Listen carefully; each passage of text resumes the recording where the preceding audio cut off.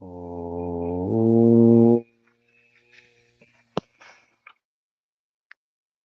ఓం భూర్భువస్వః తత్సవితుర్వరేణ్యం భర్గో దేవస్య ధీమహి ధియో యో నః ప్రచోదయాత్. ఓం శాంతి శాంతి శాంతి. ఓం ఓం పరమపిత పరమాత్మ. ఓం ఓముకు వందనాలు. ఋషులకు, మహర్షులకు, మునులకు, యోగులకు, గురువులకు, ఆచార్యులకు, అధ్యాపకులకు, పెద్దలకు, మాతాపితలకు, శ్రేయోభిలాషులకు, మిత్రులకు, జడచేతనాది చరాచర జగత్తుకు, స్థావరజంగములకు వందనాలు. సర్వేభ్యో నమో నమః. ఓం అథ మహాభారత ఉద్యోగ పర్వ అంతర్గత విదుర నీతి పదార్థ విస్తృత వ్యాఖ్యా సహిత వ్యాఖ్యాత పండిత యుధిష్ఠిర మీమాంసక. విదుర నీతిలో 5వ అధ్యాయంలో మనం 50వ శ్లోకం వరకు చెప్పుకున్నాం. ధర్మార్థ కామ మోక్షాలు ఏవుతున్నాయి. అందులో ముఖ్యంగా ధర్మ అర్థ కామములు ఈ ప్రపంచంలో మనం సాధించవలసినవి, సిద్ధింప చేసుకోవలసినటువంటి మోక్షం. అది సేవించడం ఉండదు, పొందడమే లక్ష్యం. మోక్షం కాబట్టి లక్ష్యానికి సాధనాలు అవసరం ఉంటాయి. లక్ష్య సాధనకు సాధనాలు, మోక్ష సాధనాలు ధర్మ అర్థ కామ మోక్షాలు. మోక్షం లక్ష్యం, ధర్మార్థ కామాలు సాధనాలు. వాటిని పురుషార్థం చేసి సాధించాలి. చేయవలసిన పురుషార్థం అంతా ధర్మము, అర్థము, కామనలు ఇక్కడే ఉంటుంది. మోక్షం అనేది ఫలం. అందుకే ధర్మ అర్థ కామాలు వ్యతిరేకం కాదు, ఒకదానికి ఒకటి విరోధం కాదు, విరుద్ధం కాదు. ధర్మం పాటిస్తానంటే ధన సంపాదన చేయకూడదని కాదు. అర్థములంటేనే ప్రయోజనం. ధర్మానికి సాధనం ధనం, ధర్మరక్షణ. ధనాన్ని సంపాదించాలి, పొందాలంటే కామన ఉండాలి. ధర్మపూర్వక ధనార్జన, ధర్మపూర్వక కామనల పూర్తి. ఇవి చేస్తే ఫలం ధర్మపూర్వకంగా ఉంటే. ధర్మపూర్వకం అంటే మళ్ళీ వేదం చెప్పినట్టు, వేదంలో పరమాత్మ చెప్పినట్టు చేయడమే ధర్మం. అలా చేస్తే మోక్షం అనే ఫలం అదే వచ్చేస్తుంది. మోక్షం గురించి విడిగా ప్రయత్నం చేయవలసిన అవసరం ఉండదు. ధర్మం గురించి అంటే ధర్మాచరణ, అర్థ సాధన, డబ్బు సంపాదించడం, సాధనాలు సంపాదించుకోవడం, మన కోరికలు పూర్తి చేసుకోవడం. కోరికలు పూర్తి అయితే ప్రాప్తం ప్రాపణ్యం, పొందవలసింది పొందినట్టే. ఈ ప్రపంచంలో మనం ఏదైతే పొందాలో పొందడం పూర్తి చేసుకోవాలి. ఇంకేం ఉండకూడదు. ఈ ప్రపంచం ఇంకా పొందలేదు, ఇంకా కోరికలు మిగిలిపోయినాయి అని ఉండకూడదు. అదే అసలు ధర్మ అర్థ కామ ఈ 3 పురుషార్థాలు పురుషుని యొక్క, జీవుని యొక్క, ఆత్మ యొక్క ప్రయోజనాలు వీటిని పూర్తి చేసుకుంటే మోక్షం లభిస్తుంది. ఇదే ముఖ్యం, ఇదే కేంద్రం, ఇదే లక్ష్యం. దాని కొరకు ఇదంతా ప్రయత్నం అంతా మోక్షం కొరకే. ఆ విషయంలో ఇలా ఉండాలి, మోక్షం పొందాలంటే ముఖ్యంగా చేయాల్సింది ఏమిటి అనే విషయంలో ఇప్పుడు శ్లోకం 50వ శ్లోకం. క్రోధమును హర్షమును రెండింటిని అదుపులో ఉంచుకోవాలి. ఏవైనా ఆపత్తులు, సమస్యలు, కష్టాలు వచ్చినప్పుడు ఎలా ఉండాలో కూడా చాలా అదుపులో ఉంచుకోవాలి. బుద్ధిపూర్వకంగా, జ్ఞానపూర్వకంగా భయపడకూడదు, పారిపోకూడదు, చెల్లించకూడదు, నిరాశ చెందకూడదు. అలా ఉన్నప్పుడే ఈ సంపత్తి అంతా లభిస్తుంది. అప్పుడు మోక్షం లభిస్తుంది అనే విషయంలో 51వ శ్లోకం. సంనియచ్చతి యో వేగం ఉత్థితం క్రోధ హర్షయో స శ్రియ. ఇది శ్రియో ఉంటుంది, విడదీస్తే శ్రియ. భాజనం రాజన్ యహ చ ఆపత్సు, యశ్చాపత్సు విడదీస్తే యహ చ ఆపత్సు నా ముహ్యతి. ఇది శ్లోకం. ఇప్పుడు అర్థం చెప్పండి పుస్తకం ఉన్నవారు. కృష్ణారావు గారు ఇంకా ఆగండి మీరు. పుస్తకాలు ఎవరు ఉన్నాయి? పద్మావతమ్మ గారు మీరు చెప్పండి. పద్మావతమ్మ గారు ఉన్నారా? ఇంకా దగ్గర పుస్తకాలు ఉన్నాయి? ఉన్నాను కానీ నేను రేపు చెప్తా గురించి. సరే, వాణిమ్మ గారి పుస్తకం ఉందా దగ్గర? ఉంటే చెప్పండి, అర్థం చెప్పండి. 51వ శ్లోకం. సంనియచ్చతి. కోపాతిశయము, అతి సంతోషము, ఈ రెండింటి వలన కలుగు ఉద్రేకములను నిరోధించుకుని ఆపదల యందు కూడా ధైర్యమును వీడని వానికే రాజ్యలక్ష్మిపై అధికారము కలుగును. వీటిలో ఉన్నారు. శ్రీ అన్నారు. శ్రీ అంటే శ్రీయులు. శ్రీ అంటే సంపత్తి, రాజ్యము, అధికారము అన్నీ వస్తాయి. శ్రీ, శ్రేయ. శ్రీ ఏకవచనం, శ్రేయ బహువచనం. అన్ని రకాల సంపత్తులు. దాన్ని పురుష శ్రీ అన్నారు. పురుషుని యొక్క అంటే జీవుని యొక్క ఆత్మ యొక్క సంపత్తి అన్ని లభిస్తాయి. అంటే సంపత్తికి పాత్రలు కావాలి. ముఖ్యంగా రెండు, క్రోధం తర్వాత హర్షం. క్రోధం ఆపుకోవడం అవసరం. అంటే అతిశయం, అధికంగా ఎక్కువ క్రోధం వచ్చినప్పుడు బాగా అర్థం చేసుకోవాలి. మరి క్రోధం లేకుండా ఉండదు. క్రోధం కొంత అవసరమే. అది నటన పూర్వకంగా ఉండాలి, బుద్ధిపూర్వకంగా ఉండాలి, నియంత్రణలు ఉండాలి. మన కోపం, తన కోపమే తన శత్రువు, తన శాంతమే దయ చుట్టంబం. కోపం శత్రువు అవుతుంది. పేదవాని కోపం పెదవికి చెట్టు, ఇటువంటి సామెతలు ఉన్నాయి.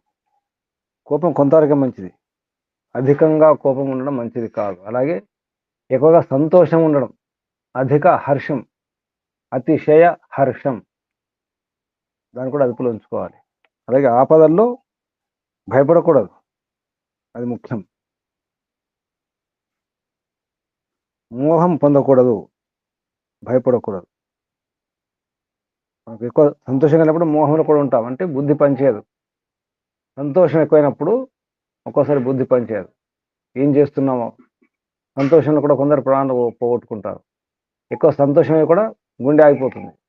ఎక్కువ సంతోషంలో, ఎక్కువ కోపంలో, ఎక్కువ ఆవేశంలో.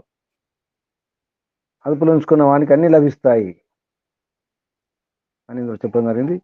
అన్నీ లభిస్తాయి అంటే చివరికి మోక్షం కూడా లభిస్తుంది. ఎన్నో అదుపులో ఉంచుకోవాలి, కానీ ముఖ్యంగా కోపాన్ని, హర్షాన్ని, సంతోషాన్ని కూడా. ఎక్కువగా ఆహ్లాదం, ఎక్కువ ఆనందం, ఎక్కువ సంతోషం అతిగా ఉండకూడదు భౌతికంగా. కానీ భగవంతుని యొక్క ఆనందం ఎంత ఉన్నా నష్టం లేదు. ఎంతైనా ఆనందాన్ని పొందవచ్చు. ఆత్మానందం, పరమాత్మానందం. ఇక్కడ ఈ భౌతిక విషయాలు చెప్పడం జరుగుతుంది. ఆధ్యాత్మికంగా లోపల ఎంతైనా హర్షం, ఎంతైనా సంతోషం ఉంచుకోవచ్చు. సంతోషం వల్ల ఉత్తమ సుఖలాభం అన్నారు పతంజలి మహర్షి. సంతోషాద్ అనుత్తమ సుఖలాభం.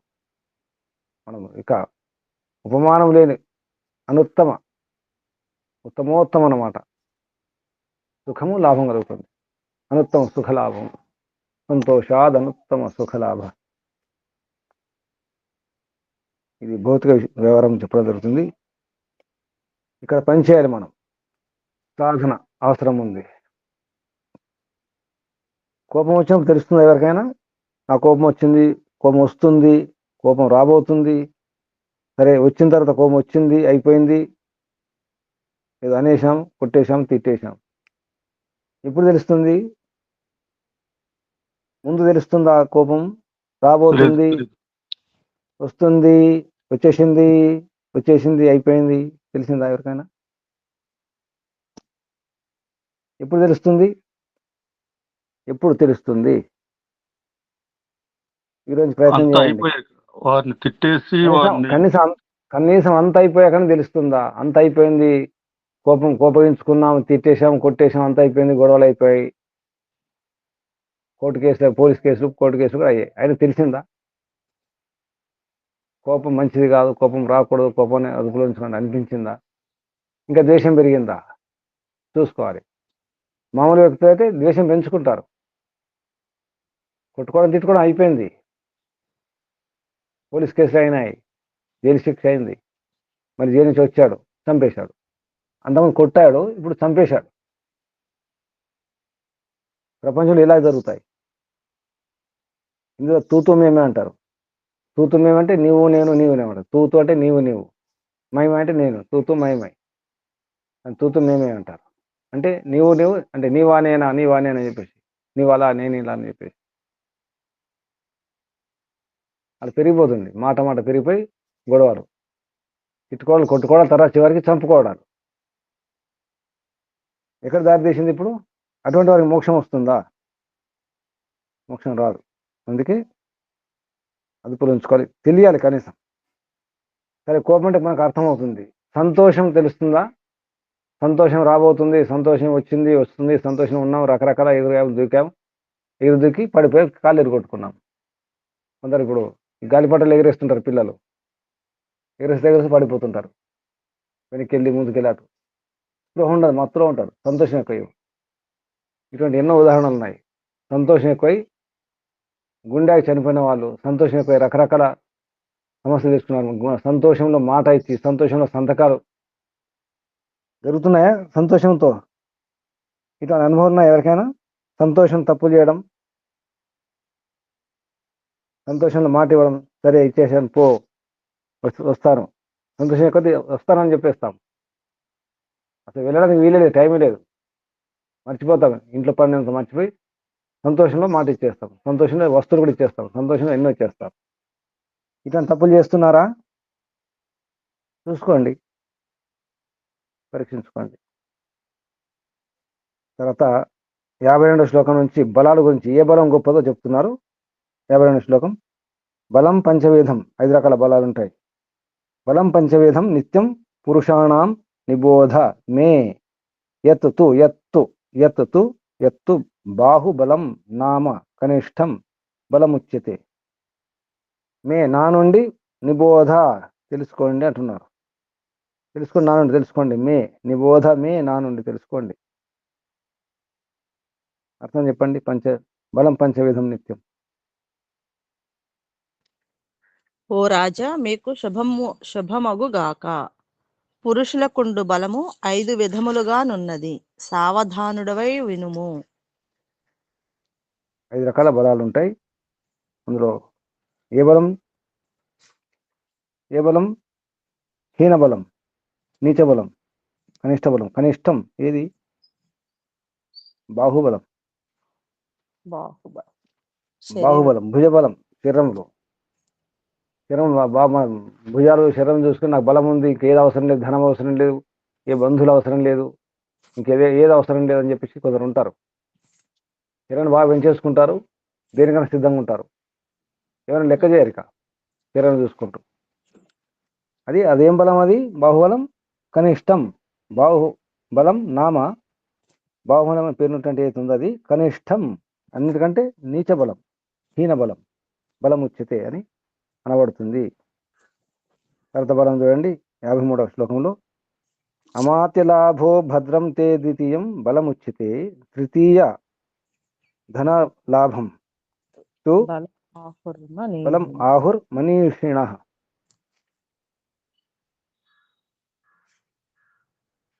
చెప్పండి అర్థం. ద్వితీయం బలం మొదటి బలం అయిపోయింది నీచ బలం, ఇప్పుడు రెండవ బలం మూడో బలం. రెండవది అమాత్య లాభము, ప్రజ్ఞావృద్ధులైన మంత్రులు లభించుట. మూడవది ధన లాభము, ధనము కూడా మూడవ రకమైన బలమని విద్వాంసుల అభిప్రాయము. అమాత్య లాభం, అమాత్యం అంటే ఎవరు? మంత్రులు, వాళ్ళు అంటే మనకు మంచివారు దొరకడం అనేది, మంచి మంత్రులు విచారించి ఆలోచించుకోవడానికి మంచివారు లభించడం, ఇక్కడ రాజు గురించి కాబట్టి రాజుకు మంత్రులు, శ్రేష్ఠమైన మంత్రులు లభించడం అనేది రెండవ బలం.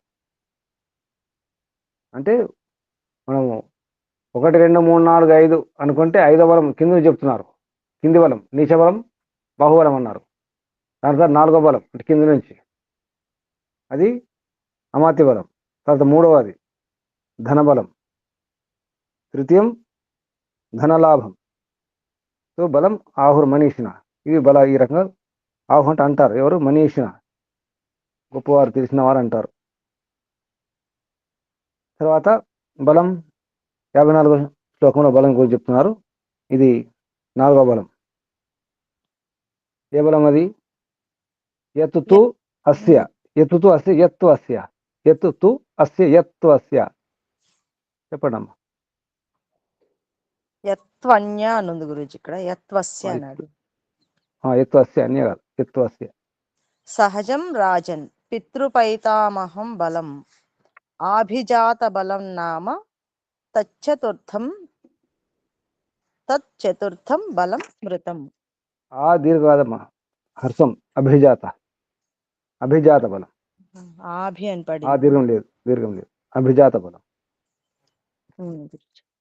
చెప్పండి నాలుగో బలం. అభిజాత బలము 4.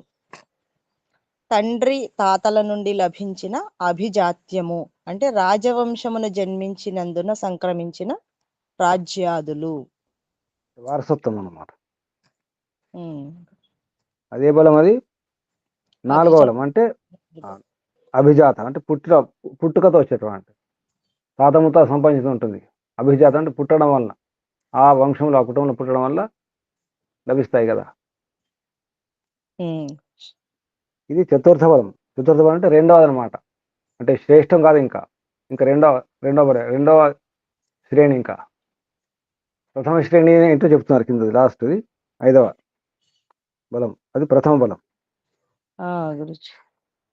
ఏనత్తు ఏతాని, ఏనత్తు ఏనత్తు ఏతాని, ఏనత్తు ఏతాని, ఏనతి ఏతాని, ఏనత్తు ఏనత్తునా విడదీస్తే ఏనత్తు ఏతాని, ఏనత్తు ఏతాని సర్వాణి సంగృహీతాని భారత యద్బలానాం బలం శ్రేష్టం తత్ ప్రజ్ఞాబలముచ్యతే.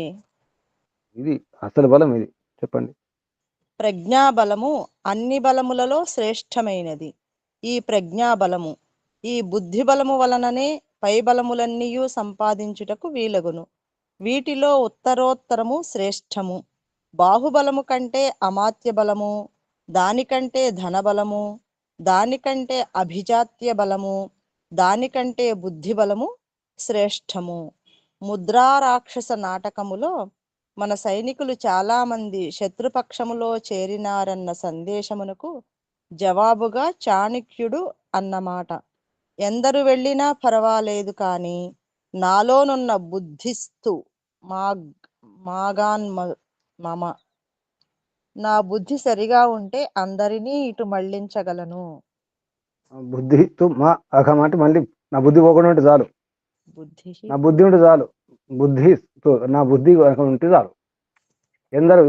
ఎంతమంది సైనికులు మనవారు శత్రు రాజు వైపు ఆ సైనికులు చేరిన పర్వాలేదు, ఏ విధంగా పర్వాలేదు, నా బుద్ధి ఉంటే చాలు. బుద్ధిరియస్య బలం తస్య.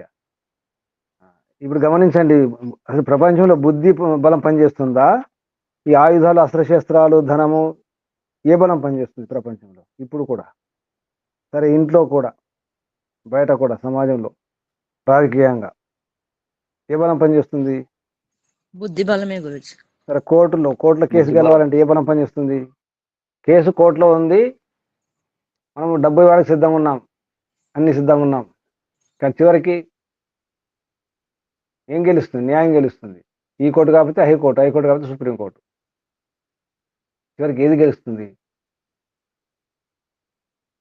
మనకు నమ్మకం ఉంది అసలు బుద్ధి గెలుస్తుంది అనేది, అంటే చివరికి సత్యం గెలుస్తుంది. కానీ ఏ బలం గొప్పది? బుద్ధి బలం గొప్పది. కొందరు లావు ఉంటారు, పెద్ద పెద్ద లావు ఉంటారు, కొందరు చిన్న చిన్న సమస్యలకు భయపడిపోతారు. పెద్ద పెద్ద బలవంతులు చిన్న చిన్న పురుగులకు భయపడతారు, బల్లులకు, కప్పలకు భయపడే వాళ్ళు ఉంటారు. పెద్ద శరీరాలు ఉంటాయి కప్పలకు, బల్లులకు, చిన్న చిన్న జర్రులకు, క్రిములకు కదా, చిన్న చిన్న సమస్యలకు భయపడతారు. ఇందాక చెప్తున్నారు అన్నిటికంటే నీచ బలం బాహుబలం, తరత బలం ఏ బలం? రెండవది అమాత్య బలం. అమాత్య బలం. మూడవది ధనబలం. 4 అభిజాత. అభిజాత బలం. అభిజాత. చివరిది ప్రజ్ఞాబలం, ప్రజ్ఞాబలం. ప్రజ్ఞా బుద్ధి బలం. ఇప్పుడు మనం దీనికోసం ప్రయత్నం చేయాలి. ప్రజ్ఞాబలం. దానివల్ల ఏమి జరుగుతుంది? సరే, మీకు బుద్ధి పెరిగిపోయింది బాగా, ఇప్పుడు ఏం చేస్తారు? ఆ బుద్ధితో ఏమని చేయవచ్చు? బుద్ధి బాగుంది, తీవ్ర బుద్ధి, ఆశు బుద్ధి, దాన్ని ఏం చేస్తారు? తీవ్రవాదులు ఏం చేస్తున్నారు? దొంగలు, చెడ్డవారు, దేశద్రోహులు ఏం చేస్తున్నారు? అక్కడ కూడా బుద్ధి బలమే. బుద్ధి బలం అనగానే అది మంచిది అంటే అనుకోకండి. బుద్ధి బలం అనగానే బుద్ధిమంతుడే కదా దొంగతనం చేస్తాడా, అన్యాయం చేస్తాడా అనవద్దు.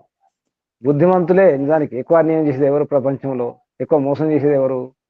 బుద్ధి ఉన్నవారే కదా. కానీ కుబుద్ధి, దుర్బుద్ధి కదా, కుటిల బుద్ధి.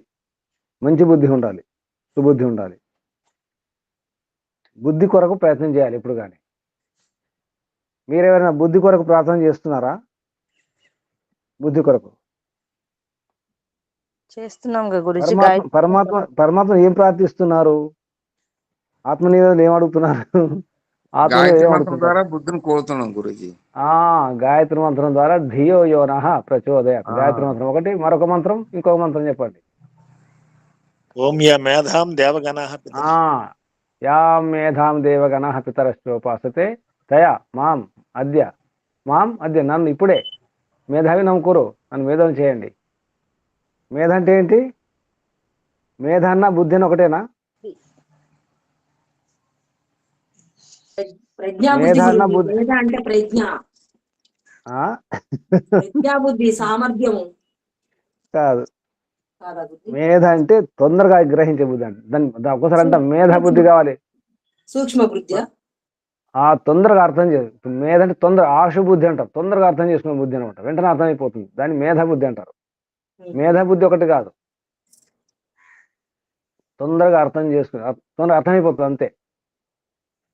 చాలు చెప్పకండి అర్థమైపోయింది అంటాం, ఒక్కోసారి మనమే అంటాం సరే అర్థమైంది అంటాం, తెలిసిపోయింది అంటాం, మన మాటలు కూడా అంటాం.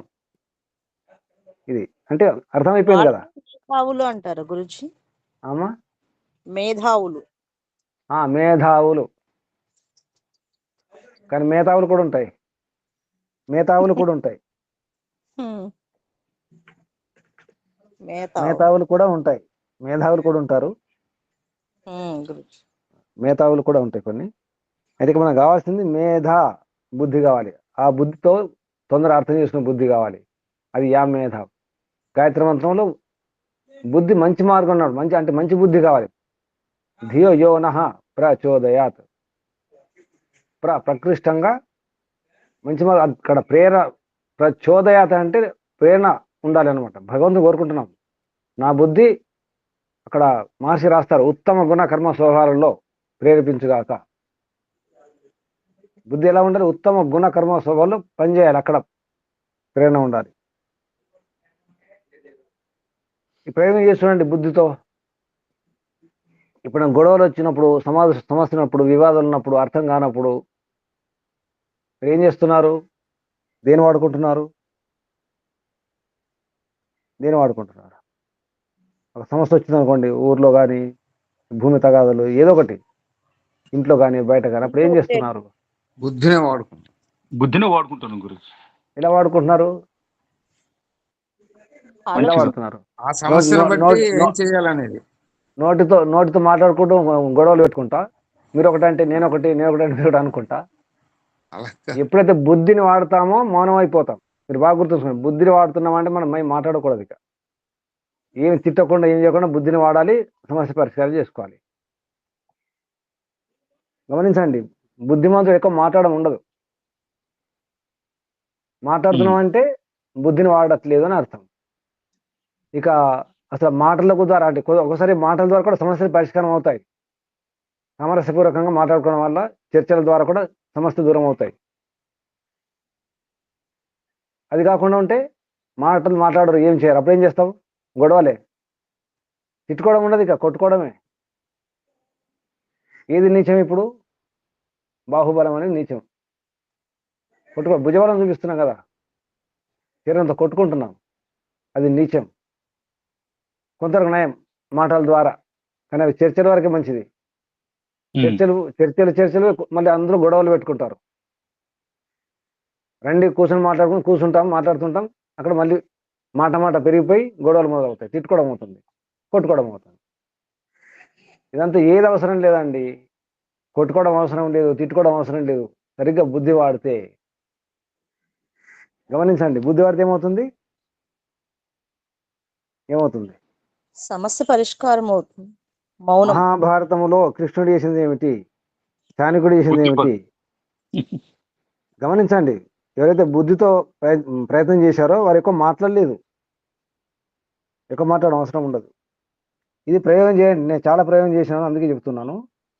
ఇది కనుక ప్రయోగం చేస్తే మీరు ఏం మాట్లాడాల్సిన అవసరం ఉండదు, గొడవలు అవసరం లేదు, తిట్టుకోవడం అవసరం లేదు, సమయం అవసరం లేదు. ఎక్కడ ఉంది స్విచ్ చూసుకోవాలి, సమస్యకు పరిష్కారం ఎక్కడుంది, వెనుక నుండి ఎవరు నడిపిస్తున్నారు, అసలు ఎవరి ప్రోద్బలం ఉంది, ఎవరి కుట్ర అర్థం చేసుకోవాలి.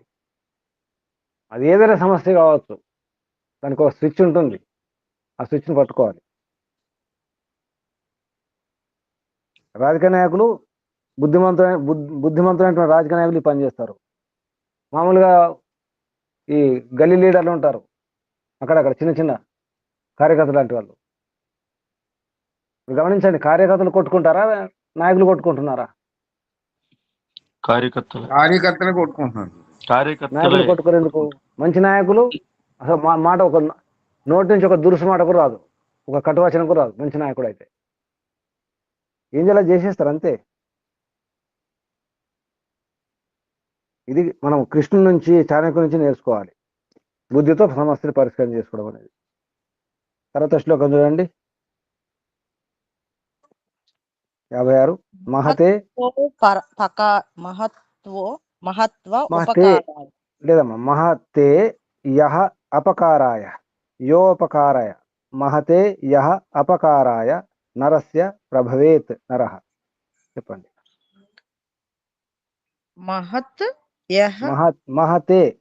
మహతే యహ ఉపకారాయ నరస్య ప్రభవేత్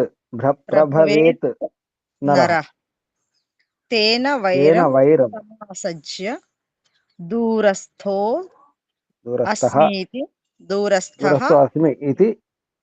అస్మి ఇతి న ఆశ్వసేత్.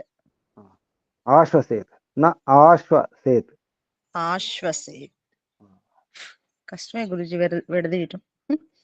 నా ఆశ్వసేత్ అంటే ఇక్కడ నమ్మొద్దు, దూరంగా ఉన్నాడు కదా. మనం ఒకరిని నిందించాం, తిట్టాం, అవమానించాం, లేదా కొట్టాం, హాని చేసినాం, వాడు దగ్గర లేడు, మనం కూడా పారిపోయాం అనుకోండి, దూరం ఉన్నాం కదా అని చెప్పేసి నమ్మి ఉండదండి. నా ఆశ్వసేతు, నమ్మి ఉండకూడదు అనే విషయం చెప్పండి, అర్థం చెప్పండి. గొప్ప అపకారము చేయు సామర్థ్యము గల పురుషునితో విరోధము పెట్టుకొని నేను దూరముగా ఉన్నాను కదా అని నిశ్చింతగా ఉండరాదు. అపకారము చేయుట కొంతమందికి సహజ గుణము. అందువలన అట్టి వారితో జాగ్రత్తగా మెలగవలెను. ఉమ్. మనం అపకారం చేసి లేదా వారు అపకారం చేసి వాళ్ళకి అలవాటు ఉంటుంది. అటువంటి వారి దూరం ఉన్నారు కదా అంటే అనుకోవద్దు. దూరం ఉండి కూడా అంటే బుద్ధితో ప్రయోగం చేస్తారు. ఎక్కడో ఉంటారు, వేరే దేశం నుండి కూడా ఇక్కడ ఏమైనా చేయవచ్చు. ఈ రోజులైతే ఎక్కడ ఉండినా ఏమైనా చేయవచ్చు. ఈ రోజుల్లో ఎక్కడ కూర్చొని ఏ గుహలో ఉండినైనా అడవిలో ఉండి ఎక్కడుండి కూడా మన ఇంటి మీద కూడా బాంబు పడాలంటే పడుతుంది అంతే. ఇప్పుడు మొత్తం అటువంటి సాంకేతిక విద్య వచ్చేసింది, అంత జ్ఞానం వచ్చేసింది, టెక్నాలజీ చాలా భయంకరం. ఎక్కడైనా ఏమైనా చేయవచ్చు అంటే బుద్ధితో. చెడ్డవారు బుద్ధి ఉంటుంది కానీ చెడ్డవారు మనం నమ్మి కనుక ఉంటే మోసం జరుగుతుంది. అంటే జాగ్రత్త ఉండాలి. ఎప్పుడు చెడు చేసా కొందరికి కీడు చేయడం అలవాటు ఉంటుంది, లేదా మన ద్వారా పరాభ్రమింపబడి అంటే అవమానింపబడి తర్వాత ఏదో నష్టానికి కష్టానికి గురయ్యి మనం కూడా అద్భుత ఏదో అనేస్తాం, చేసేస్తాం, మనం మర్చిపోతాం. కానీ వారు మర్చిపోరు. మనం దూరం ఉంటాం, వారు కూడా దూరం ఉంటారు. దూరం ఉన్నారని చెప్పేసి అనుకోకూడదు, చాలా భయంకరం. ఇటువంటి విషయంలో బాగా గమనించండి. ఉంటే మనకు కూడా కొందరు ఉంటారు, ఇటువంటి వారు ఉంటారు. దూరం ఉన్నారు అనుకోకూడదు. దూరం ఉండి కూడా అపకారం చేయడానికి అవకాశం ఉంది. ఇప్పుడైతే ఇంకెక్కువ ఉంది. తర్వాత శ్లోకం చూడండి, 57వ శ్లోకం. స్త్రీషు రాజసు సర్పేషు స్వాధ్యాయ ప్రభుశత్రుషు భోగేష్వ ఆయుషి భోగేషు ఆయుషి విశ్వాసం కః ప్రాజ్ఞః కర్తుం అర్హతి. చెప్పండి. స్త్రీలు, రాజులు, శత్రువులు, చదివిన వేద పాఠములు, ధనవంతులు, శత్రువులు, భోగములు, ఆయుష్యము, వీటిపై ఏ బుద్ధిమంతుడు పూర్తిగా విశ్వాసము కలిగి ఉండడు. ఇవి చంచల మనస్కులుగా ఉండుట సహజము. మంచి కంటే చెడు ఎక్కువగా వీరి వలన కలుగును. చెప్పండి. ఇందులో స్త్రీషు అంటే స్త్రీల యందు అని అర్థం, రాజసు రాజుల యందు, సర్పేషు సర్పముల యందు, అలాగే స్వాధ్యాయ ప్రభు శత్రు. స్వాధ్యాయ అంటే స్వాధ్యాయం, తర్వాత ప్రభు అంటే స్వామి, తర్వాత శత్రువుల యందు, భోగేషు భోగముల యందు, ఆయుష్ అంటే మన వయస్సు లేదా ఆయువు, విశ్వాసం కహ ప్రాజ్ఞ విశ్వాసం చేయకూడదు అంటారు.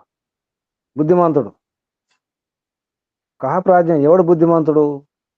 విశ్వాసం కర్తం అంటే విశ్వాసించడానికి యోగుడు అంటే విశ్వసించకూడదని. బుద్ధి ఉన్నవాడు ఎవడు కూడా వీరి యందు విశ్వాసం ఉంచాడని అర్థం. ఇక్కడ స్త్రీషు ఉన్నారు, దీనికి అర్థం చెప్పండి ఎవరైనా. స్త్రీల యందు రాజుల యందు విశ్వాసం ఉంటే రాజులు ఏమైనా చేస్తారు, ఎందుకంటే అధికారం ఉంటుంది.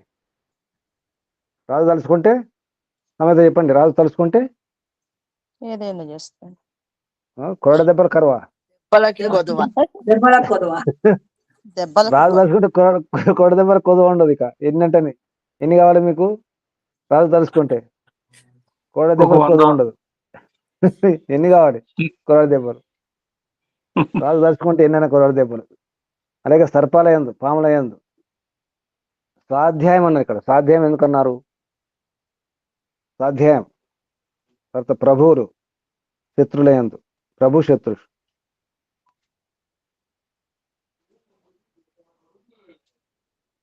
చెప్పండి, సూక్ష్మం ఏముంది ఇందులో? ఎందుకు అలా అన్నారు? స్త్రీల యందు విశ్వాసం ఉంచకూడదు. బుద్ధిమంతుడు కూడా స్త్రీల యందు విశ్వాసం ఉంచకూడదు, ఉంచలేడు అంటున్నాడు ఇక్కడ. ఏమంటున్నాడు? కర్తుం అర్హతి అంటే అర్హత కూడా ఉండదు. కహ ప్రాజ్ఞ బుద్ధిమంతుడికి. చెప్పండి. పూర్తిగా విశ్వాసం కలిగి ఉన్నాడు. పూర్తిగా కానీ ఏమైనా కానీ స్త్రీల యందు విశ్వాసం ఉంచకూడదు అంటున్నాడు. అలాగే రాజుల యందు, రాజులు అంటే అర్థమవుతుంది. సర్పాలు పాముల యందు కూడా విశ్వాసం ఉంచవద్దు. పామే కదా, పక్కల బల్యం. పామును పక్కలో పడుకోబెట్టుకుంటే ఇలా ఉంటుంది. పామును పక్కలో పడగొట్టుకోకూడదు అటువంటి వారిని కూడా. అది అర్థమవుతుంది. కానీ ఇక్కడ స్వాధ్యాయం ఒకటి, స్త్రీలయందు స్వాధ్యాయం అందు కూడా విశ్వాసం ఉంటుందట. శత్రులందు పర్వాలేదు, ప్రభు అంటే స్వామి అంటే మన ఓనర్ అనుకోండి, యజమాని అప్పుడే ఈరోజు పని లేపమ్మని చెప్పొచ్చు, ఏమని చెప్పొచ్చు, యజమాని కదా. కానీ రెండు ఇక్కడ స్త్రీషు స్వాధ్యాయం, ఈ రెండు దీని అర్థం ఏంటి చెప్పండి ఎవరైనా. అంటే వీరు సంచల మనసుకులు కలిగి ఉంటారు. అది అయిపోయింది, మనం చెప్పుకున్నాం. చెంచలం గురించి మనం చెప్పుకున్నాం. స్త్రీలు చెంచలం అంటే దాని విషయం చెప్పుకున్నాం. చెంచలం అంటే ఫాస్ట్ ఉంటారని అర్థం, వాళ్ళ బుద్ధి ఫాస్ట్ ఉంటుంది. చెంచల చిత్తం అంటారు, వారి చిత్తం చంచలంగా ఉంటుంది అంటే అర్థం చాలా ఫాస్ట్గా ఉంటారని అర్థం. దాని అర్థం అది. తొందరగా అర్థం చేసుకుంటారు, తొందరగా మళ్ళీ మారిపోతారు కూడా. అంటే ఇక్కడ స్వాధ్యాయం అంటే మంచి చెడు ఏదైనా అనుకోవచ్చు కదా గురుజీ. కాదు, కదా అంటే మనం స్వాధ్యాయం చేస్తున్నాం. చదివేశారమ్మా, అష్టది అయిపోయింది, ఇప్పుడు అయిపోయినట్టేనా? కంఠస్థం అయిపోయింది, అయిపోయినట్టేనా? ఇప్పుడు ఉందా అసలు? పాక్షిక వైయాకరణ ఉందా? లేదు కదా. ఆచరణలో పెట్టుకున్నప్పుడే అయినట్టు. మరి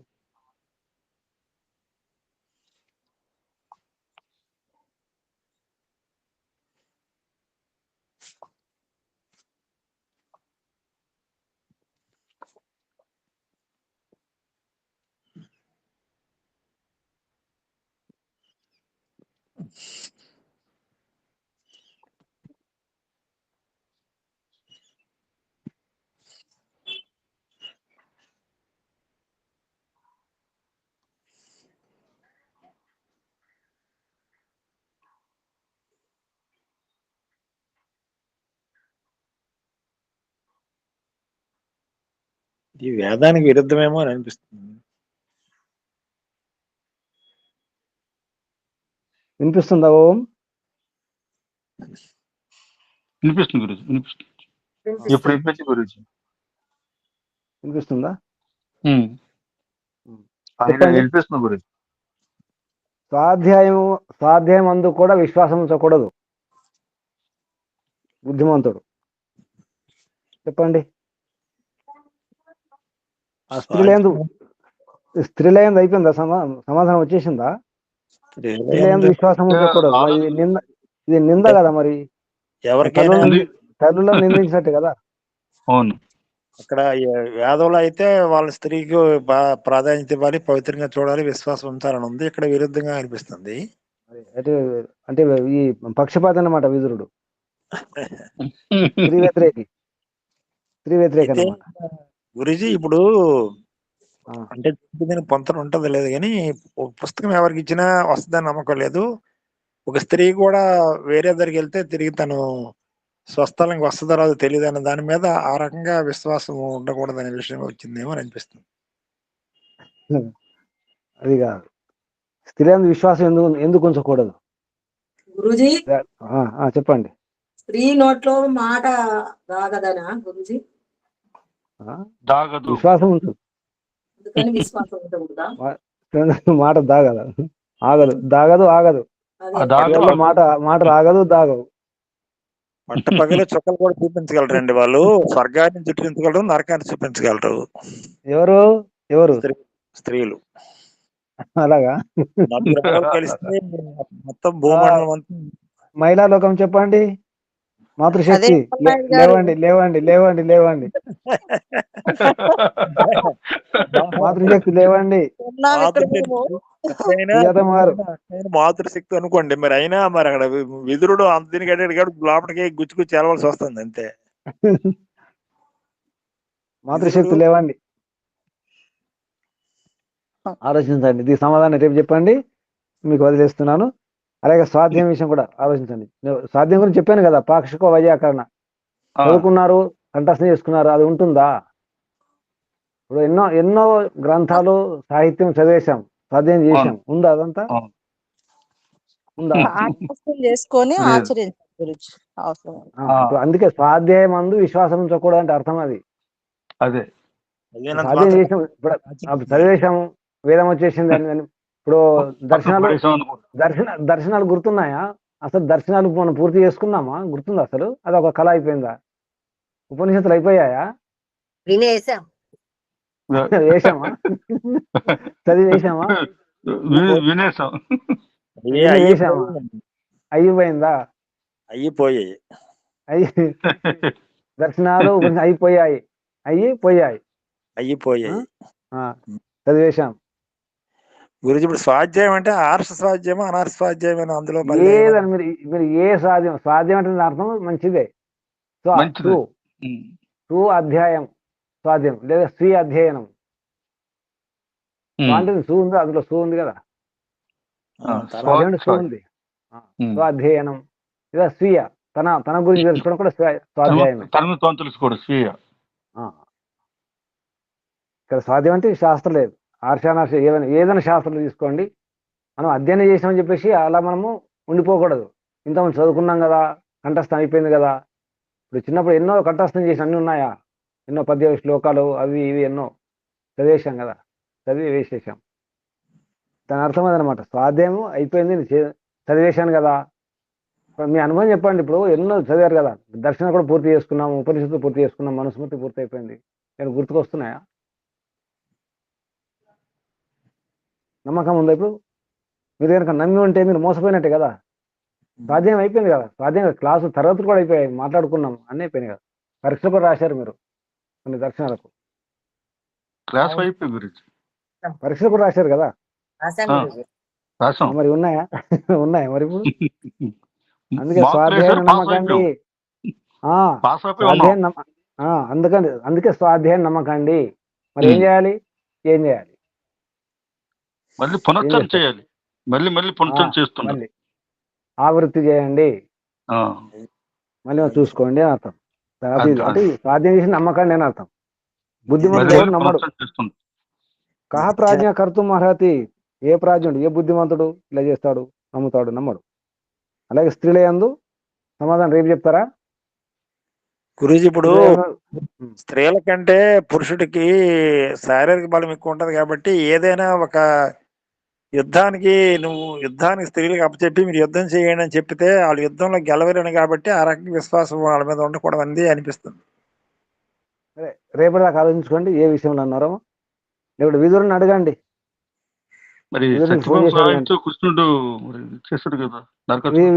విదురుని అడగండి, విదురుని తిట్టుకోకండి. తర్వాత శ్లోకం చూడండి. తర్వాత శ్లోకం 58 శ్లోకం. ప్రజ్ఞా శరేణ అభిహతస్య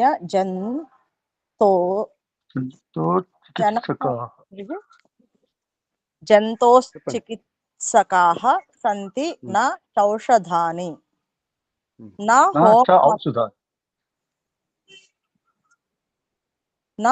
ఔషధాని. అదే విడదీయండి. నచ ఔషధాని నా హోమం నా చ మంగళాని నా హోమమంత్రాః నచ మంగళాని నచ మంగళాని నా అధర్వణ నా ఆథర్వణ నా ఆథర్వణాః నా ఆధర్వణాః ఆప్యగదాః సుసిద్ధాః నా అపి అగదాః సుసిద్ధాః. ఇక్కడ నా ఆథర్వణాః చెప్పండి. నా ఆధర్వణాః అది అథర్వణ వేదం అమ్మా, అథర్వణ వేదం దానికి సంబంధించిన ఆథర్వణాః.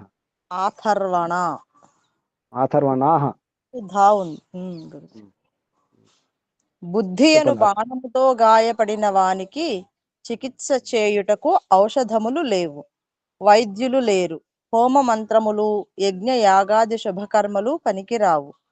అథర్వణ వేద ప్రయోగములు, ఇతరమైన ఏ ఔషధములు పనిచేయవు. బుద్ధిపై యోగములు ఎప్పుడు ఫలితములను ఇచ్చుచుండును. దాని శక్తి ఎవడు అధిగమించజాలడు. ఏ మందులు పనిచేయవండి. యోగం అగదా అంటే పాదరసంతో చేసినటువంటి ఔషధాలు. ఆహా. అవి వాటి చివరికి వాడేవి అనమాట. అగద తంత్రం అని చెప్పేసి ఆయుర్వేదంలో ఒక చాప్టర్ ఉంటుంది. అంటే మనం అష్టాంగ యోగా లాగా అక్కడ కూడా అష్టాంగ హృదయం, ఆయుర్వేదం కూడా అష్టాంగాలు ఉంటాయి. అందులో ఆ. ఒకటి అగద తంత్రం అంటారు. అదే. అగద అంటే విషౌషధాల గురించి, రసౌషధాలు అంటే పాదరసంతో తయారు చేసినవి, అంటే చివరికి వాడేవి అనమాట. ఏ ఔషధం పని చేయకపోతే ఈ అగద అంటే పార అంటారు హిందీలో, పాదరసం, మెర్క్యూరీతో ఔషధాలు తయారు చేస్తారు. అంటే పాదరసాన్ని శుద్ధి చేసి. ఇప్పుడు కూడా ఈ రస పేరు వస్తాయి, ఏదైనా రసం అని వస్తే అందులో పాదరసం ఉంటుందన్నమాట. దాని పేరు పాద రసం. మన పాదాది చేస్తే రసమే కదా, రసౌషధాలు అంటారు. అది చివరి, అది కూడా పని చేయదట. బుద్ధితో కనుక ఎవరైనా ప్రయోగం చేస్తే, అంటే బుద్ధి అనే బాణం వేస్తే, ప్రజ్ఞా శరేణ అభిహతస్య, ప్రజ్ఞ అనే బుద్ధి అనే శరం ద్వారా, బాణం ద్వారా అభిహతం చేస్తే, అంటే ఛేదిస్తే, ఆ గాయం ఏది ఉంటుందో అది జంతు అంటే ప్రాణులు. ఇక్కడ చికిత్స కాదు, ఏ చికిత్స పనిచేయదు, ఏ వైద్యుడు పనిచేయడు. ఔషధాన్ని, హోమ మంత్రాలు, యజ్ఞయాగ మంత్రాలు కూడా పనిచేయవు. అంటే దాని అర్థం ఏంటి, యజ్ఞయాగాల ద్వారా కూడా రోగాలు దూరం చేసుకోవచ్చు అని అర్థం వస్తుంది ఇక్కడ. బుద్ధితో కొట్టిన దెబ్బ చాలా భయంకరంగా ఉంటుంది. ఆ గాయం, దానికి ఏ చికిత్స లేదు, ఏ ఔషధాలు లేవు. యజ్ఞమంత్రాలు, యజ్ఞయాగాలు కూడా వాటి ద్వారా కూడా చికిత్స జరగదు. ఈ మంగళాన్ని అంటే మంచి స్వస్తి వాచనం అంటాం, అంటే ఆశీర్వాదాలు, అవి పనిచేయవు. ఎవరి ఆశీర్వాదం పనిచేయవు. చివరికి అథర్వేదంలో కొన్ని ఉపాయాలు ఉంటాయి, ఈ చికిత్సలు ఉంటాయి, మూలికలు అటువంటి, అవి కూడా పనిచేయవు. తర్వాత అగదాహ నాపి అగదాహ, పాదరసంతో చేసినటువంటి కూడా పనిచేయవు. మంచి రకాల సుసిద్ధ, సరైన పద్ధతితో సిద్ధం చేసినటువంటి ఏ ఔషధం పనిచేయదు. అంటే బుద్ధి యొక్క దెబ్బ ఎలా ఉంటుంది? మీరు ఎలా కొడతారు? దెబ్బ కొడితే కర్రతో కొడతారా, చేతులతో కొడతారా? బుద్ధితో కొట్టే ప్రయత్నం చేయండి. బుద్ధితో. ఎవరైనా బుద్ధితో దెబ్బ కొడితే అసలు తిరుగుండదు అది బుద్ధి దెబ్బ. అంటే బుద్ధి యొక్క బలం ఎంత ఉంటుందో చెప్తారు కదా. ముందు ఎంతో చెప్పినారు కదా, బలాలు, 5 బలాలు. ప్రజ్ఞాబలం, అన్నిటికంటే ఉత్తమ బలం, శ్రేష్ఠ బలం. బుద్ధి బలం కంటే గొప్పది గురించి ప్రజ్ఞా బలం. ప్రజ్ఞ అన్న బుద్ధి అన్న కూడా ప్రకృష్ట జనమే ప్రజ్ఞనే బుద్ధి. ఇక్కడ అన్నారు కదా, ప్రజ్ఞా శరేణ అన్నారు. బుద్ధి రూప బాణం, ప్రజ్ఞా శరేణ అభిహతస్య, ఈ శ్లోకంలో. అంటే బుద్ధి రూపమైనటువంటి బాణంతో అభిహతము, సరిగా కొట్టబడినటువంటి, కొట్టినప్పుడు అప్పుడు ఏదైతే గాయం ఉంటుందో, జంతువులు కానీ ఇక్కడ ప్రాణులు అన్నమాట. చికిత్సక నా సంతి, చికిత్సకులు లేదు, దానికి వైద్యులు లేరు. ఔషధాని నా, హోమమంత్ర నా, మంగళాని నా, ఆథర్వనాహ నా. ఔషధాలంటే మీకు తెలుసు, వనమూలికలు అటువంటివి. హోమమంత్ర అంటే యజ్ఞంలో మనం వివిధ రోగాలకు రకరకాల వనమూలికలు వేసి మంత్రాల ద్వారా, మంత్ర అంటే అటువంటి విధానం ద్వారా చికిత్స చేయవచ్చు, రోగ దూరం చేయవచ్చు. దీని ఆయుర్వేదంలో దైవీ చికిత్స అంటారు. దైవీ చికిత్స అంటే దేవైద్యం అంటే మనం అంటాం. దేవనగానే దేవ పూజ అంటాం కదా. యజ్ఞం అంటే దేవ పూజ, దేవనగానే యజ్ఞం అని అర్థం. యజ్ఞానికి మరొక పేరు దేవ. అందుకే దైవీ చికిత్స ఇది. యజ్ఞాల ద్వారా, యాగాల ద్వారా కూడా మనం చికిత్స చేయవచ్చు, రోగాలు దూరం చేసుకోవచ్చు. మంగళాన్ని అంటే ఎవరైనా మాట ఇస్తారు, ఆశీర్వాదం, సహకరిస్తారన్నమాట. వెనక నుంచి మద్దతు ఇస్తుంటారు, బలం ఇస్తుంటారు. దాని ఆశీర్వాదం అంటే మనం మంచి పని చేస్తే సహకరించడం కూడా ఆశీర్వాదమే. అవి కూడా పనిచేయవు. తర్వాత ఆథర్వణ అంటే అథర్వేదంలో చాలా ఉంటాయి ఇటువంటి మంత్రాలు, అంటే టెక్నిక్స్ అనమాట. మనం చిట్కాలను, ఆయుర్వేదం చిట్కాలు అంటాం చూడండి. అథర్వేదంలో చిట్కాలు చాలా ఉన్నాయి రోగాల గురించి. నేరుగా కొన్ని వనమూలికల పేర్లే ఉంటాయి, కొన్ని సూక్తాల పేర్లే ఉన్నాయి. ఉదాహరణకు అపమార్గ సూక్తం అంటే ఉత్తరాయణ గురించి ఒక సూక్తం ఉంది. అటువంటి ఎన్నో వనమూలికల గురించి సూక్తాలు ఉన్నాయి. ఇవన్నీ కూడా పని చేయమంటున్నారు. ప్రజ్ఞ అటువంటి, అంటే బుద్ధి అనేది చాలా గొప్పది అని చెప్పడానికి. తర్వాత శ్లోకం చూడండి, 59. సర్పాః చ అగ్నిశ్చ సింహశ్చ కులపుత్రశ్చ భారత న అవజ్ఞేయాః యా మనుష్యేణ సర్వే హి సర్వే హి ఏతే సర్వే హి ఏతే అతి సర్వే తేజస హి ఏతే అతి తేజసః అతి చెప్పండి. తేజస. ఓ రాజా, సర్పము, అగ్ని, సింహము ఉత్తమ వంశమున పుట్టినవాడు, వీరిని ఎప్పుడూ కూడా అవమానించరాదు. ఇవన్నీ మహా తేజస్సంపన్నములు, శక్తివంతమైనవి. సర్పము, అగ్ని, శివము తర్వాత మంచి వంశం పుట్టినటువంటి వారు వాళ్ళని అవమానిస్తే, తిరస్కరిస్తే, బాధ పెడితే, భయపెడితే ఏమవుతుంది? ఏమవుతుంది? సర్పాన్ని భయపెడితే, బాధ పెడితే ఏమవుతుంది? కాటేస్తుంది. అది గుర్తుంచుకుంటారు. పాము పగ అంటారు కదా, పాము పగ. పాము పగ 10 ఏళ్ళైనా గుర్తుంచుకుంటారట పాము. ఉమ్. అలాగే అగ్నితో చెలగాట మాడితే అగ్నితో ఆట ఆడుకోవద్దు. అయిపోతాం, బూడిదైపోతాం. అది సింహాలను రెచ్చగొడితే సింహాన్ని మీదకి వచ్చి పడుతుంది, చంపేస్తుంది. మంచి వంశంలో పుట్టిన వాడిని, మంచివాడు, మంచి కుటుంబం అటువంటి వాడిని రెచ్చగొడితే మంచి ఉత్తమం కూడా సాత్వికుడు నిజానికి ఉత్తముడు రెచ్చగొడితే అటువంటి వాడిని కోపం వస్తే చంపేస్తాడు. అజాతశత్రువే అలిగినాడు అని మనకి ఎలాగో మహాభారతంలో ఉంది కదా. ఇక్కడ ధర్మరాజు గురించి చెప్పడం ఇదంతా. ధర్మరాజు పాండవుల గురించి ఇదంతా. పాండవులు మీరు అనవసరంగా రెచ్చగొడుతున్నారు, పాము రెచ్చగొట్టినట్టుగా అగ్నిని, సింహాన్ని తిరస్కరిస్తున్నారు. వారు అతి తేజస్సు ఇక్కడ, అతి తేజస, అతి తేజస్సు గలవారు, జాగ్రత్త. అంటే ఇటువంటి వాటితో చెలగాటం ఆడకూడదు. 60వ శ్లోకం, 60, 61 రెండు ఒక దగ్గర ఉన్నాయా, వేరే వేరే ఉన్నాయా చూసుకోండి. అగ్ని అగ్నిస్తేజో గూఢస్థిష్టతి దారుషు నా చ ఉపయుంక్తే తద్దారు యావత్. చెప్పండి. యావత్ ఉద్దీప్యతే పరైః. యావత్ నా ఉద్దీప్యతే పరైః. యావత్ న ఉద్దీప్యతే పరైః. ఈ ప్రపంచమునందు అగ్ని మహా తేజస్సు గలది, శక్తి సంపన్నమైనది. అది కాష్టములందు దాగియుండును. ఇతరుల చేత ప్రజ్వలింపబడనిదే ఆ తేజస్సు కాష్టమును కాల్చలేదు. కాష్టం అంటే కట్టె.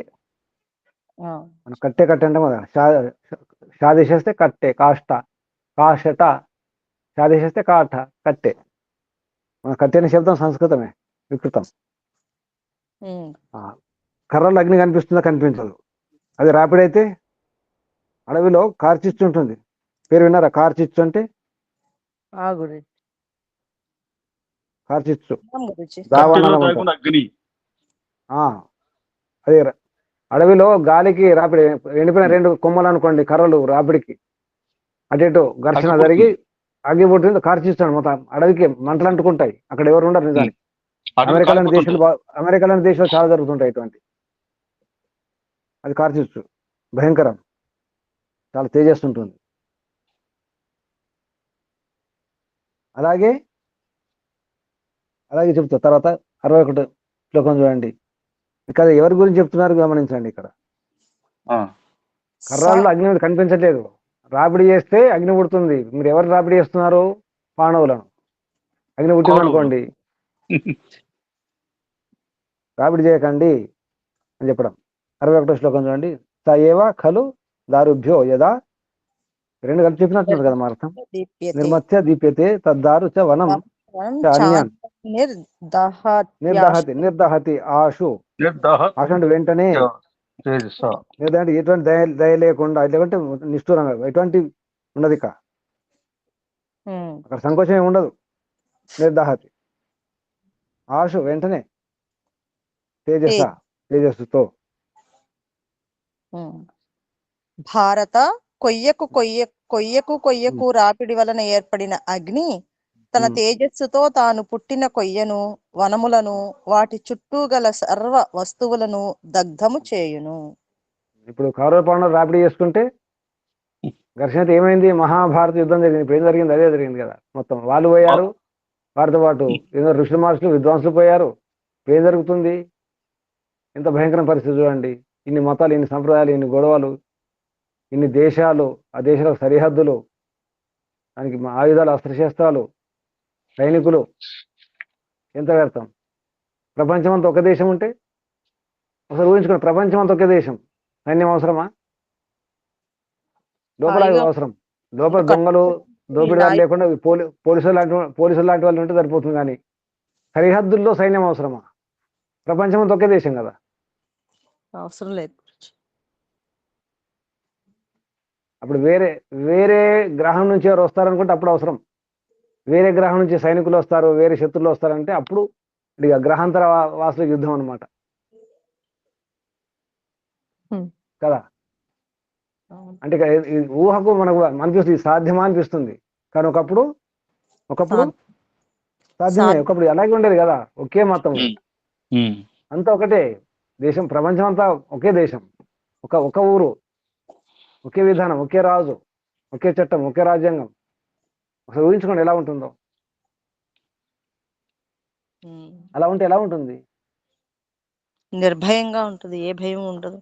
దాన్ని మన ఇంట్లో చేయొచ్చా? ఇప్పుడు సరే ఆ దేశము అంత కాకపోతే మన ఇంట్లో సాధ్యమవుతుందా? కనీసం మన ఇల్లు, మన సాధ్యం ఇంట్లో ఇది ప్రయత్నం చేయాలి. మన ఇల్లే ఒక మహాప్రపంచం, ఒక జగత్, ఒక విశ్వం, ఒక లోకం మన ఇల్లే. ఈరోజు వచ్చింది కదా, పురుషుడు ఏం చేయాలి? తన పరివారం లోకంగా భావించాలి. పురుషుడు, స్త్రీ తన ఇల్లు గర్భం. పురుషునికి పరివారం అంతా లోకం, తన లోకమంతా, లోకమే పరివారం. పరివారం అంతా బంధువులందరూ కలిసి ఒక లోకం పురుషునికి. అదే స్త్రీకి అయితే తన ఇల్లే గర్భం. మన ఇల్లు మార్చుకోవచ్చా? అటువంటి ఇండ్లు ఉన్నాయా? అటువంటి ఇండ్లు ఉన్నాయా? ఒకే విధానం, ఒకే పద్ధతి, ఒకే విధానం, అంతా ఒకటే, ఒకే దేవుడు, ఉన్నాయి గురుజీ. ఒకే ఆలోచనలు, ఒకే అలవాటు, ఒకే భావం. ఉన్నారు, నిరాశ ఏం లేదు, ఉన్నారు. ఉండొచ్చు, మనకు కూడా ఉండొచ్చు. ప్రయత్నం చేస్తే మనం కూడా మార్చుకోవచ్చు. కానీ చాలా ఓపిక, సహనం అవసరం ఉంది, చాలా బుద్ధి అవసరం ఉంది, చాలా సాధన అవసరం ఉంది. సాధ్యమే. అంటే రాజు ఎలా ఉండాలి? ప్రపంచం చక్రవర్తి, సమ్రాట్, భూగోళ రాజ్యానికి, పృథ్వీ రాజ్యానికి రాజు ఎలా ఉంటాడు? ఒకసారి ఊహించుకోండి, ఆ రాజు ఎలా ఉండాలి? దేశానికి రాజు ఎలా ఉండాలి? ఇప్పుడు ముఖ్యమంత్రులు, ప్రధానమంత్రులు, రాష్ట్రపతి, ఇటువంటి వారు, లేదా ఒక ఊరు గ్రామ సర్పంచ్ ఎలా ఉండాలి? సరే, ఏది కాకుండా మన ఇంట్లో ఇంటిపతి, గృహపతి ఎలా ఉండాలి? ఇంటి యజమాని ఒక రాజులాగా ఉండాలి. అప్పుడు సాధ్యమవుతుంది. ఇటువంటి విషయాలు వినాలి ఇంటి యజమానులు, ఇంటి స్వాములు. ప్రయత్నం చేద్దామా? సిద్ధంగా ఉన్నారు ఎవరైనా? ఒక్కళ్ళుంటే ఎట్లా, వింటే ఎట్లా కుదురుద్ది గురుజీ? అందరూ వింటే. అదే, ఇప్పుడు ముందు సంకల్పం చేసుకోండి. అలా ఉంటే ఎలా ఉంటుంది ఒకసారి ఊహించుకోండి, ఎంత బాగుంటుందో. అవును. అందరి సిద్ధాంతం ఒకటే, అందరి దేవుడు ఒకటే, అందరి పూజా విధానం, ఉపాసన విధానం, పద్ధతి అంతా ఒకటే, అంతా ఒకటే, ఇంకేం లేదు. భోజన విధానము అంతా ఒకటే. అందరు కలిసి భోజనం చేస్తారు, కలిసి మాట్లాడుకుంటారు, కలిసి ఉమ్మడిగా నిర్ణయం తీసుకుంటారు, అందరు కలిసి అదే పని చేస్తారు, ఒకటే లక్ష్యం. అప్పుడు ఎలా ఉంటుంది? ఆనందంగా ఉంటది. అన్నదమ్ములందరూ కలిసి ఉంటారు, కుటుంబం అంతా కలిసి ఉంటుంది, తాతలు, తండ్రులు, అవి పిల్లలు, వాళ్ళు మనవాళ్ళు అందరూ కలిసి ఉంటే ఆ కుటుంబం ఎలా ఉంటుంది? ఒకసారి అటువంటి కుటుంబాలు ఉన్నాయి, చూశాను నేను. విడిపోలేదు, ఇంకా పంచుకోకుండా ఉన్నారు. తాతలు, తండ్రులు అందరూ కలిసే ఉన్నారు. అటువంటి కుటుంబాలు కూడా ఉన్నాయి, ఉమ్మడి కుటుంబాలు. ఇప్పటికీ సాధ్యమే, అవసరం కూడా. సాధ్యం కాదు, అవసరం కూడా. ప్రయత్నం చేద్దామా? తప్పేం లేదు కదా, పాపం కాదు కదా ప్రయత్నం చేయడం. కాదు గురుజీ. సంకల్పం చేద్దాం, కనీసం సంకల్పం చేద్దామా? చేయండి, సంకల్పం చేయండి. అదే యోగాభ్యాసం గురుజీ. అసలు ఇదే కదమ్మా యోగ సాధన, కలిసి ఉండడమే కదా. వచ్చింది కదా, కలిసి ఉంటేనే కలదు సుఖం, విడిపోతే పడిపోతాం కదా. ప్రయత్నం చేద్దాం, ఇక్కడ ఆపేద్దాం. శుభం. ఉందా? కలిసి ఉండి, కనీసం ఈ తరగతిలో ఉన్నవారు కలిసి ఉండే ప్రయత్నం చేయండి. దూరం ఉన్న బంధులమే కదా, ఆత్మ బంధులమే కదా. బంధులం అవునా కాదా? శత్రువులమ్మా? లేదు బంధువులు బంధువులు, ఆత్మ బంధువులు. కానీ ఇక్కడ ఒక ఇది ఒక మంచి రాష్ట్రం చెప్పినారు, బుద్ధిమంతులతో గొడవలు పెట్టుకోకండి. ఇక్కడున్న ఏమైనా హాని వాళ్ళు చేయడానికి కూడా చేసేస్తారు. ఎంత దూరం ఉన్నా అది జాగ్రత్త. దూరం ఉన్నా అని చెప్పేసి అక్కడ అది వచ్చింది, నమ్మకండి అని చెప్పేసి. మా ఆస్వస్థ నా ఆస్వస్థ అంట, నమ్మొద్దు.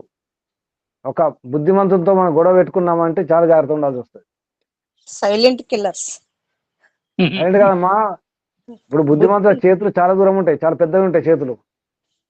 మనం ఎక్కడున్నా పట్టుకుంటారు. చాణక్యుడు చేసింది ఏంటమ్మా, చాణక్యుడు నందరాజ్యం మొత్తం నంద వంశం నాశనం చేసినాడమ్మా బుద్ధితోనే కదా. యుద్ధం ఏం చేయలేదు మీరు, చాలా విచిత్రం. యుద్ధం ఏం జరగలేదు, రక్తపాతం జరగలేదు, సైన్యం ప్రయోగించలేదు, కేవలం బుద్ధితోనే.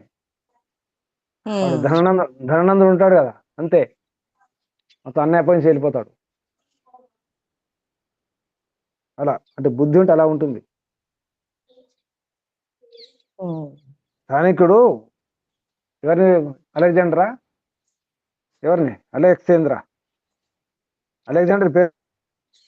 అలెగ్జాండర్ పేరు తెలుసా? తెలుసు. ఏంటి సంస్కృత? అలెక్సేంద్ర, అలెగ్జాండర్, గ్రీకు వీరుడు. గ్రీకు వీరుడు. పారిపోయాడు కదా, ఈ రాష్ట్రం బయటకు తెలియదు, చరిత్ర చెప్పరు. చాణక్యుడు చేసిన ఎత్తుకో ఆ ప్రయత్నానికి భయపడి పారిపోయాడు, అంతే. చనిపోయాడు కదా, పోతూ చనిపోయాడు. అంటే చాణక్యుని యొక్క అలా ఉంటుంది, బుద్ధి అలా ఉంటుంది. చాణక్యుని బుద్ధి కావాలి, కృష్ణుని బుద్ధి కావాలి. ఆ కృష్ణుని నీతి బాగా నేర్చుకునే ప్రయత్నం చేయాలి. ఎందుకంటే కృష్ణుడు ఈ పక్షపాతి కాదు, కేవలం ధర్మ పక్షపాతి. నిజానికి అందరూ పాండవుల పక్షపాతి అనుకుంటారు, కానీ పాండవుల పక్షపాతి కాదు, ధర్మ పక్షపాతి కృష్ణుడు. భీష్ములాగా ఉండకూడదు, ద్రోణంలాగా ఉండకూడదు, కర్ణంలాగా ఉండకూడదు. ఉప్పు తిన్న మాటలు, పప్పు తిన్న మాటలు ఉండకూడదు. పప్పులు తిని ధర్మానికి హాని చేయకూడదు. ఉన్నారా? ఉప్పు తిన్న మాటలు, పప్పు తిన్న మాటలు గురించి దుర్యోధను పిలిచినా భోజనానికి వెళ్ళలేదు శ్రీకృష్ణుడు. వెళ్ళకూడదు కదా మరి, అక్కడ వెళ్ళాడు. ఊరు బట్టి ఎక్కడో కుట్రంలో ఎక్కడో ఉంటే విదురుడు అక్కడికి వెళ్ళాడు. విదురుడి దగ్గరికి వెళ్ళారు, పిలవకున్నా. విదురుడు పిలవకుండా వెళ్ళాడు. అలా ఈ సూత్రాలు కొన్ని పాటించాలి. శుభం. ఇక్కడ ముగించేద్దాం. మన కుటుంబము ఏం కుటుంబము? వైదిక పరివారం. వైదిక పరివారం బాగా గుర్తుంచుకోండి. మనసు ఇప్పుడు మాట్లాడుకోండి, ఎందుకంటే వినేవారు ఉండరు. మనమని మాట్లాడుకోవాలి. ఇప్పుడు ఇంకా ఒక 5-10 ఏళ్ళు అయితే ఇంకా వినేవాళ్ళు ఎవరు ఉండరు. మనమే క్లాసులో మాట్లాడుకోవడమే, తరగతిలో మాట్లాడుకోవడమే. రాసి పెట్టుకోండి, గుర్తుంచుకోండి. మనం చెప్తే వినడానికి ఎవరు దొరకరు. ఏ మనమడు ఏ మనమరాలు ఎవరు ఉండరు. అసలు మనం వినిపించుకునే వాళ్ళు ఎవరు ఉండరు. అప్పటికి మన శరీరంలో కూడా శక్తి ఉండదు. అప్పుడు మనం మాట్లాడుకోవాలి ఇలాగే క్లాసుల్లో. సరేనా? బ్రతికున్న నాళ్ళు మొత్తం క్లాసులే. జీవితాంతం క్లాసులే. పిపి నారాయణ గారు చివరి ఊపిరి వరకు క్లాసులే. చివరి ఊపిరి వరకు క్లాసులే. సరేనా?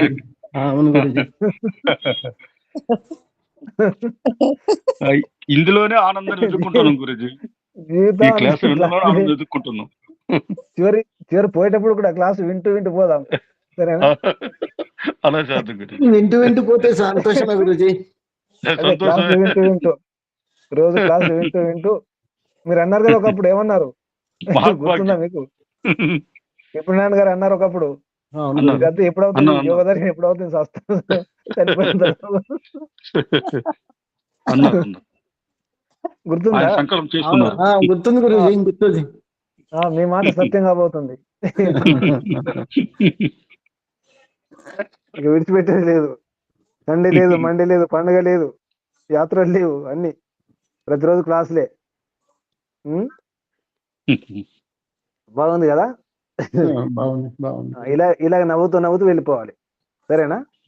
సరే గురుజీ, నమస్తే. మహాత్భాగ్యం గురుజీ, మహాత్భాగ్యం. శుభం అందరికి. ధన్యవాదాలు, వందనాలు. రిషిత కుమార్ అందరు కూడా వందనాలు. మీ అందరు కూడా అభినందనాలు, పరమాత్మ ఆశీర్వాదాలు. ఓం శం శుభం. నమస్తే ఓం గురుజీ. నమస్తే గురుజీ, ధన్యవాదములు. ఓం నమస్తే గురుజీ. ఓం నమస్తే గురుజీ, ధన్యవాదములు. ఓం ఓం ఓం ఓం నమస్తే గురుజీ, ధన్యవాదాలు. ఓం ఓం నమ ఓం ఓం నమస్తే గురుజీ, ధన్యవాదం.